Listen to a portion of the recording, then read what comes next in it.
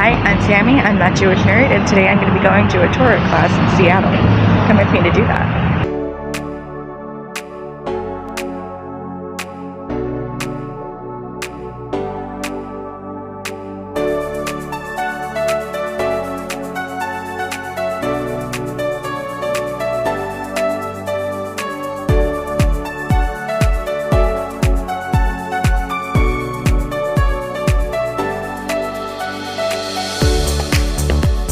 Let me take a second to appreciate this gorgeous tribe at the train station. This is seriously so pretty. I wish there had been a plaque or something that said who the artist was and what tribe they come from, because I really want more.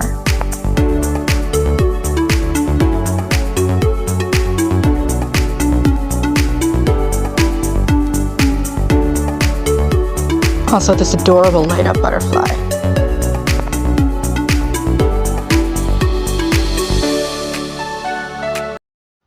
I feel like the Pirates of the Caribbean theme should be playing. My view from my train seat.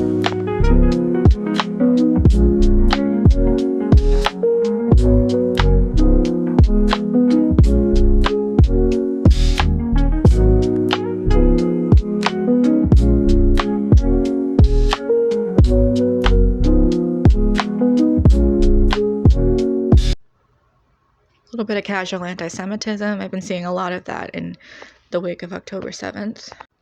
And if you're wondering if tearing down pro-Israel stuff is anti-Semitic, absolutely. These are two of our hostages. I want you guys and look at their faces and their names and memorize them. This is a really cool Seattle. I'm not sure exactly which building it is.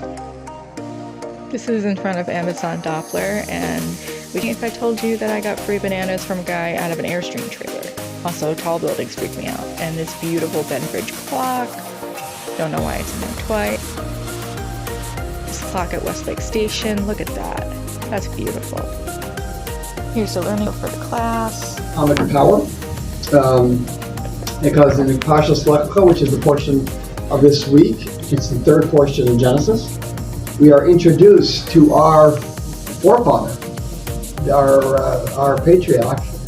The first patriarch, we have three patriarchs, but the first one is Abraham, and the amazing life that he had.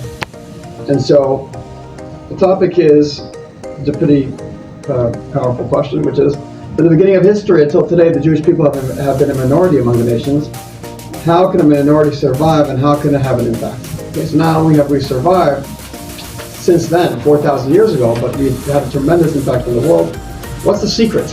That's what we're going to talk about today. All right. Then we start off on page 1 here. He was willing to decide that he's going to be different than everybody else. And that even though the world is saying one thing, he's willing to decide that what he considers important is a different thing. This is indeed an apt description of Abraham, encapsulating his life from beginning to end. To call him the one on the other side of the river is actually a good description. Why? Because monotheism. He brought monotheism to the world. The world at the time was pagan. Most people believed in idolatry. They had all different types of idols, and they worshipped them. And he was the one that discovered monotheism, God, the one God. And so literally, he was on one side, and the whole world was on the other side.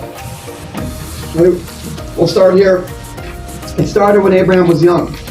He was born into a society of idolaters, and his family members were idol craftsmen. His father actually had an idol business. He sold idols.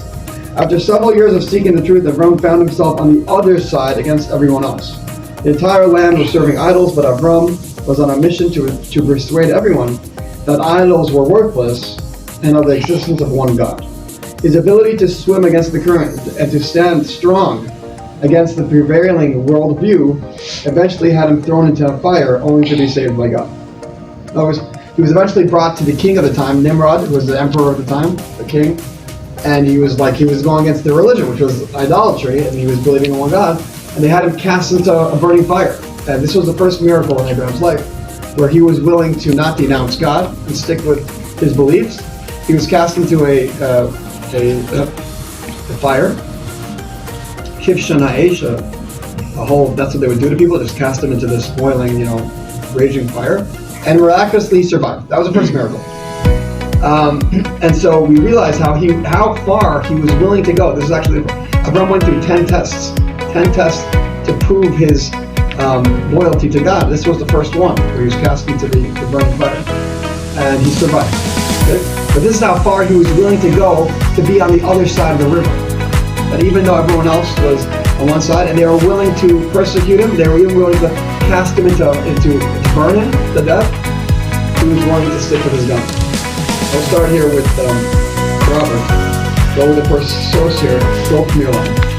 This is how this week's portion opens up, with God commanding Abraham to leave his birthplace. Source 2. God said to Abraham, go from the land, from your birthplace, and from your father's house, to the land I will show you. A further step in this direction was when God commanded Abraham to go to. And of course, the crazy part is that we have to cut the living wall. If you enjoyed the video or you have any feedback, let me know in the comments. Let me know what could be made better, what could be made differently. I would love to hear from you all. Have a great day.